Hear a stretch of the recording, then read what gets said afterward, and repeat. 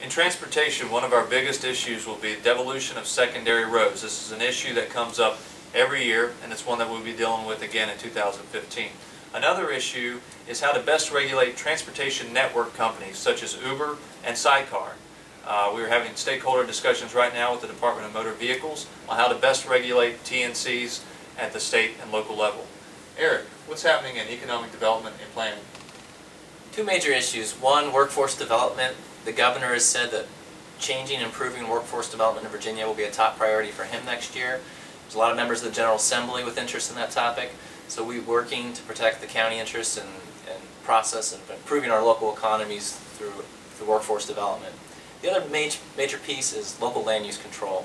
There's continual efforts to have more state control of land use in Virginia, and we're going to be working to make sure we protect our local land use control and our ability at the local level to decide how we want our communities to be. Larry, ag and environmental issues? In the area of environmental protection, there are three major issues that we're working on very closely. First of all, we're working closely with the Department of Environmental Quality as they undertake the responsibility of managing stormwater programs on behalf of several counties around the state as a result of legislation that passed during the 2014 session. Also, we're working closely with the National Association of Counties on regulations proposed by EPA and Army Corps of Engineers that redefine the waters of the United States under the Clean Water Act. This is an issue that can have a very significant impact on many counties. Finally, we hope that we're going to be playing a constructive role in the area of hydraulic fracking. We hope that we can develop tools that counties can use if they're considering amendments to their ordinances and comprehensive plans. Now, Bo, what's happening in the world of health and human resources?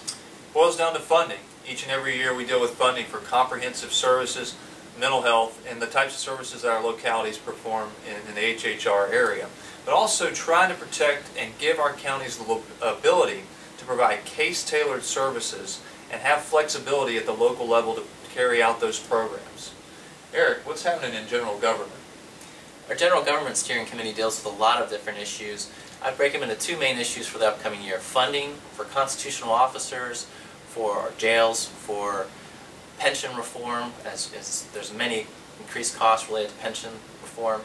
And then on the other side, some major attempts to change the Freedom of Information Act and Procurement Act.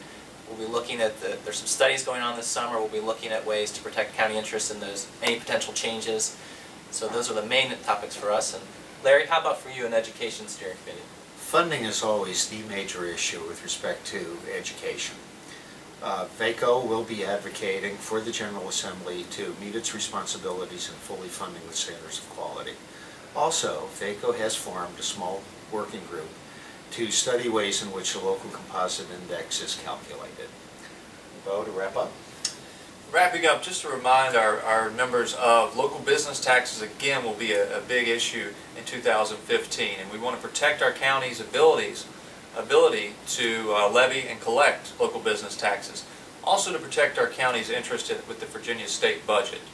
These issues and more will be discussed at our August meeting we have our steering committee meetings.